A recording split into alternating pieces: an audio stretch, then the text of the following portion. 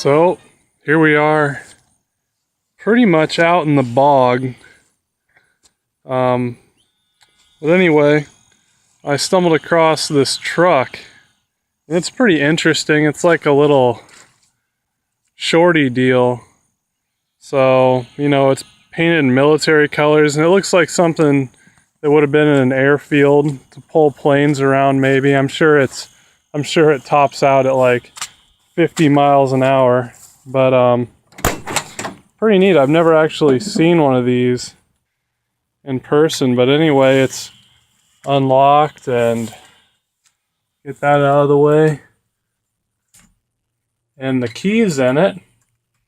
So I think I'm gonna go ahead and try and make this rig run. We'll see what happens. It's been sitting here, looks like a really long time, so the door could use a little help there, that's for sure. There we go. So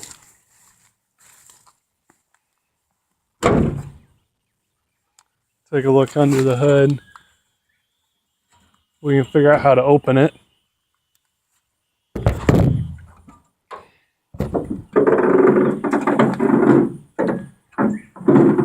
Come on, hood.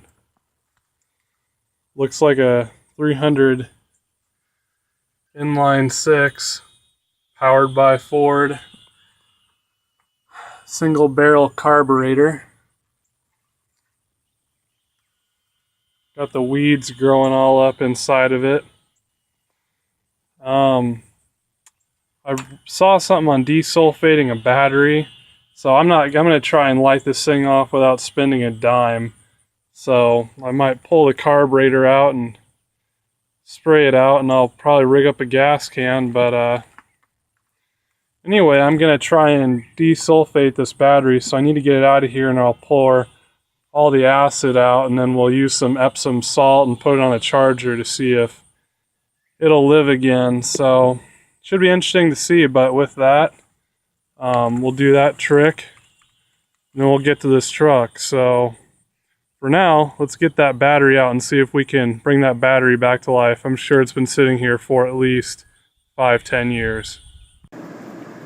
Okay, here we have that battery that I pulled out of that old truck, and I popped the caps off, and as you can see, the acid is still up to level, but I mean the battery sat for a really long time, and I tried to charge it and it wouldn't charge, so we're going to try to do the Epsom salt deal on it and see if that'll work. Desulfate the battery, I guess it's called. So anyway, let's go ahead and pour this out. You want to be careful not to get this on your hands or your clothes. There's battery acid.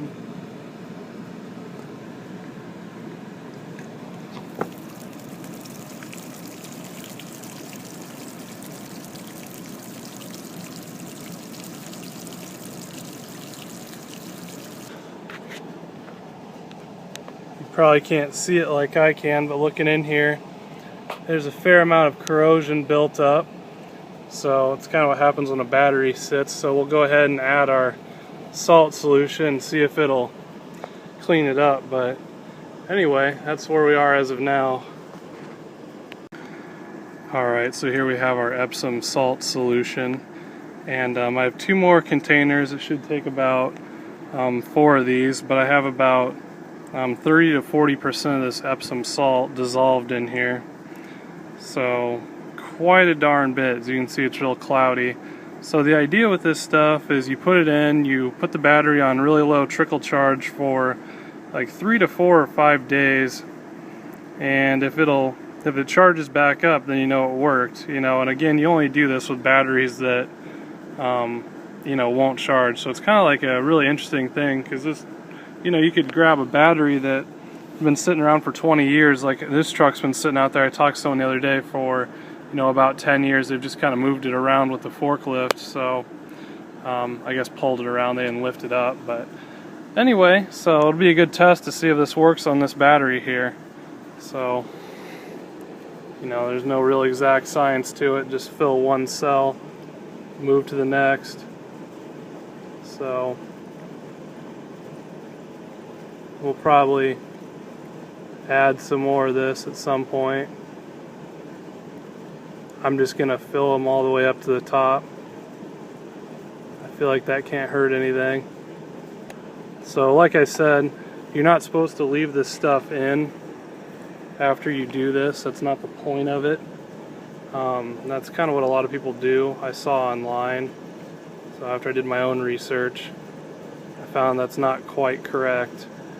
But anyway, we'll just try and get it charged up. We'll try and light the truck off with this solution, see what happens. So I'm gonna get doing this. We'll slap it on a trickle charge at 2 amp, and we'll just have to see.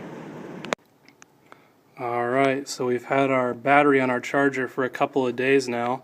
It took about a day for it to actually start accepting a charge, but now it's doing good. And again, you want to run it on trickle charge, so we've been sitting at 2 amp. These chargers that are old, like this is some charger from the 70s or something that has a 6-volt option, these are really the best ones to use because they overcharge the battery. They're not smart chargers, so they'll just keep putting charge to the battery until you disconnect it. And you really want to overcharge these batteries to get the whole desulfating action going on. You know, at least that's my understanding of it. But anyway, it's doing pretty good. Obviously I have the battery outside here so that you know, if anything were to happen, it would blow up, nothing would go wrong.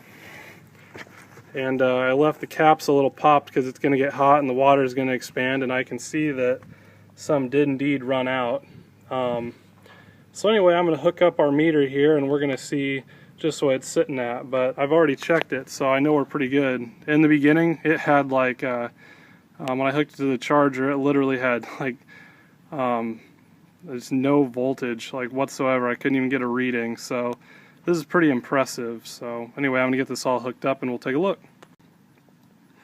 Alright, so here we have our battery and it's charging pretty good. We're up to, you know, you can see our voltage there. We're well over 12 volts, so I think today I'm gonna try and put it in that old truck out there and then see if the truck itself will crank over. But as far as this goes, I think we brought the battery back well enough to try and use it. So anyway, that's pretty impressive. So I guess if it's the end of the world and you know you're left on your own for years and years, I guess you can use old batteries this way. So it's pretty impressive. Anyway, we're gonna get everything unhooked, unplugged, get these pushed back down. We'll take it out to the truck and see if we can light her off. So anyway, there you have it.